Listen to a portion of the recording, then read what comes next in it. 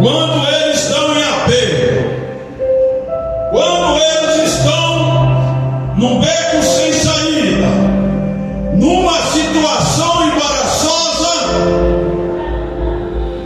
ele muitas vezes pede para que esse país aliado venha socorrer, mas muitas vezes não é isso que nós temos visto no mundo atual, porque tudo é movido por interesse, ideologias, religiões. Mas, irmãos e irmãs, não tem algo melhor, não tem algo mais extraordinário, não tem algo mais inefável do que você ter como aliado ao Deus que criou os céus e a terra. Glória a Deus. E aqui, nessa passagem, o rei Josafá, ele estava sendo oprimido, ameaçado por 4 nações ali, fazia parte da vizinhança ali de Judá e Israel. E essas 4 nações, elas se alinharam com um objetivo e um propósito de destruir a nação de Judá. E nos diz a palavra de Deus que o emissário, ele foi ter com o rei Josafá, diz: olha, está vindo aí uma grande multidão para o destruir, e eles já sacaram Judá, já sitiaram a cidade, e estão prestes a invadir e a destruir essa pequena nação. E nos diz a palavra de Deus que o rei Josafá, ele temeu muito, ele ficou sobressaltado, e os povos ali de Judá estavam em aperto, preocupados com aquela situação que estava prestes a acontecer. E o que fazer diante desse cenário? O que fazer diante dessa situação? Humanamente falando, um beco sem saída, porque a nação de Judá militarmente era fraca para enfrentar 4 nações, com uma multidão de pessoas que vinham para invadir ali Judá e destruir ali aquela nação. E Josafá, ele, irmãos, teve medo, ficou aterrorizado, mas ele não buscou países aliados, não buscou amigos de outras nações, não. Ele imediatamente, ele orou ao Senhor, e ali se apregoou um jejum ali em Judá, pedindo socorro, pedindo para que Deus, que introduziu aquele povo, viesse livrar aquele povo daquela situação embaraçosa. E nos diz a palavra de Deus, irmãos, que quando ele convocou todos os povos para orar e para jejuar, posteriormente Deus ali se manifestou através do profeta Jaziel. E o profeta ali, sendo usado por Deus, conforme nós lemos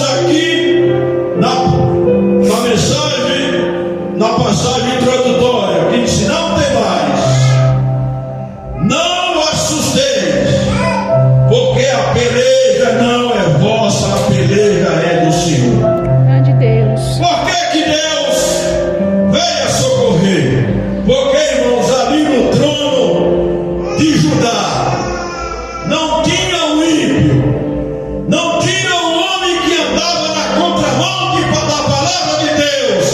Ali tinha um homem que tinha uma aliança com esse Deus e era fiel à sua aliança. É por isso que veio o socorro do Senhor diante dessa situação de aperto.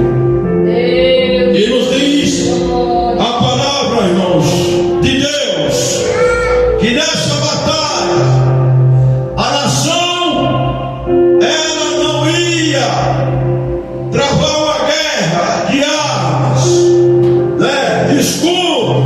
Não, ele diz: a batalha não é de vocês, a batalha é do Senhor. Agora, irmãos, depois que veio essa mensagem por parte do profeta Reaziel, Josafá, irmãos, ele chamou todo Judá e adorou o Senhor, e ali, irmãos, ele confiou na palavra do Senhor. Ele não fez igual a muitas e muitas pessoas que só vai agradecer a Deus depois de Deus haver dado a vitória. Não, ainda a vitória não tinha chegado, não tinha alcançado aquela nação, mas ele, como homem fiel, temente a Deus, ele confiou no que Deus, usando o profeta, prometeu que iria livrar a nação daquela situação tremendamente embaraçosa. E nos diz, irmãos, a palavra de Deus, conforme está escrito em 2 Crônicas, no capítulo 20, verso 20, que diz que crede no Senhor e nos seus profetas, que vos prosperarei. Olha, irmãos, a atitude desse homem: primeiro, ele creu no Senhor; segundo, ele creu no profeta, que era uma pessoa que tinha um elo de ligação juntamente do trono de Deus, e a resposta chegou para aquela nação. E nos diz a palavra de Deus, irmãos, que aquelas 4 nações, com uma multidão de soldados, elas começaram a lutar entre si. O objetivo do início era lutar contra Judá e destruir, mas Deus enviou ali o Espírito naquele meio daquelas 4 nações, e elas começaram a matar um ao outro. E nos diz a palavra de Deus,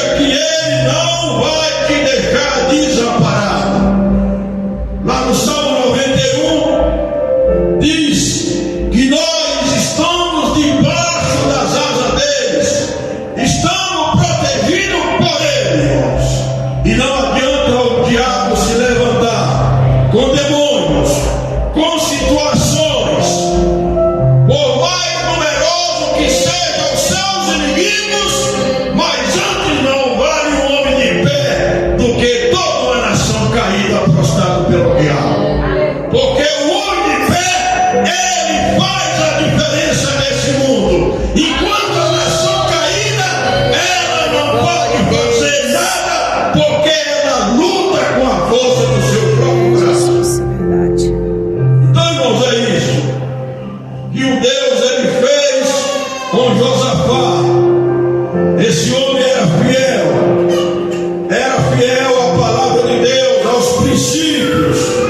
E no momento que eles estiveram numa situação difícil, impossível, ele clamou aos céus e os céus o respondeu fortemente, e a vitória chegou na mão daquele povo pelo poder e pela fidelidade daquele grande homem de Deus chamado Josafá. Uma outra passagem, irmãos, também com o povo de Israel, foi na época do rei Ezequias. O rei Ezequias também era um homem temente a Deus. E uma certa feita, Senaqueribe, o rei da Síria, ele vinha ali tendo sucessivas vitórias contra as nações ali próximas de Israel. Os seus deuses eram quebrados, eram lançados no fogo, né? E ele então foi ajudar e destruiu várias e várias cidades de Judá.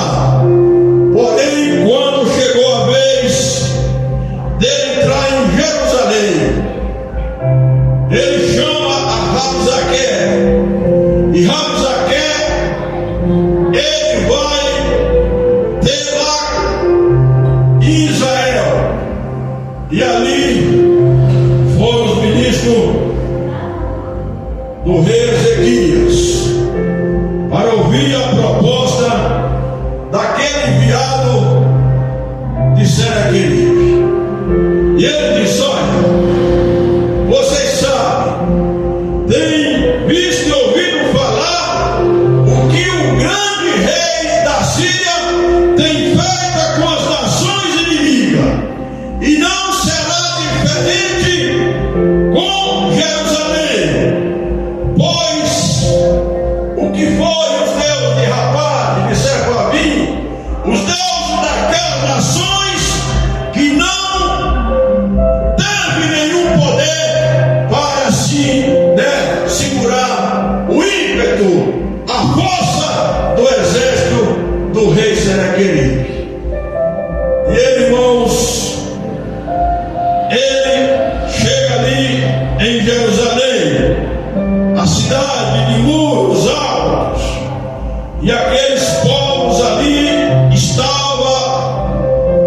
atemorizados, apreensivos, porque, irmãos, não era um rei qualquer, era um dos maiores exércitos que tinha no mundo contemporâneo daquela época. E havia ordem por parte do rei Ezequias para que não falasse nada ao emissário de Senaqueribe. Porém, ele voltou pela segunda vez, dando o ultimato e trazendo-lhe uma carta. E naquela carta, irmãos, ele não só blasfemaram contra o Deus de Israel, como nivelaram Deus aos deuses de outras nações. E o que fez Ezequias? Ezequias, ele entrou na casa do Senhor e apresentou aquela carta, mandado por Senaqueribe. Diz: olha, Senhor, estão aí à nossa porta, querendo nos destruir, e nós estamos aqui porque quem colocou nós aqui foi o Senhor quando trouxe os nossos antepassados do Egito. Irmãos, e quando ele foi e apresentou aquela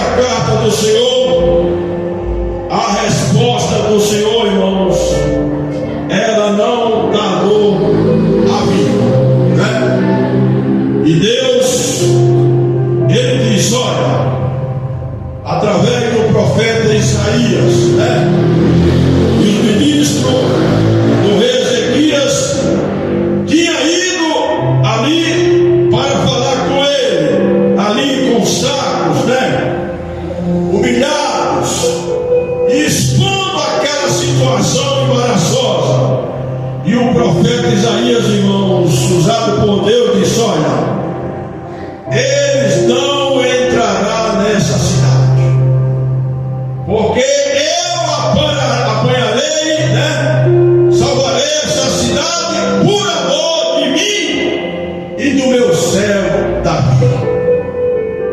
Irmãos, e o que aconteceu? Deus, Ele não enviou um exército de anjos. Deus não enviou alguns anjos. Ele só deu uma ordem. E apenas um anjo, ele veio ali, irmãos, naquele arraial, no acampamento do exército do rei Senaqueribe. Um anjo só exterminou 185 mil soldados do exército do inimigo. Quando eles acordaram, irmãos, e chegaram ali, só havia corpos mortos. E aquele rei, outrora arrogante, achando que era dono da situação, que ele invadia uma nação, vencia, invadia a outra, vencia.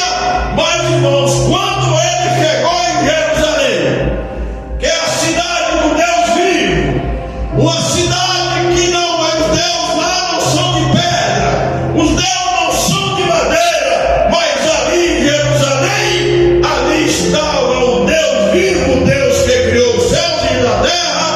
Então, irmãos, eles foram totalmente destruídos.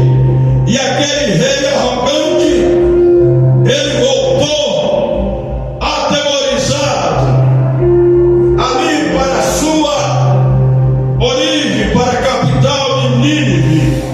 E ele, quando chegou ali, se prostrou ao seu Deus Niroque. E ali, irmãos, os dois filhos daquele rei entraram ali e pegaram ele prostrado àquele Deus, e ele lançaram mão da espada e matou aquele rei chamado Senaqueribe.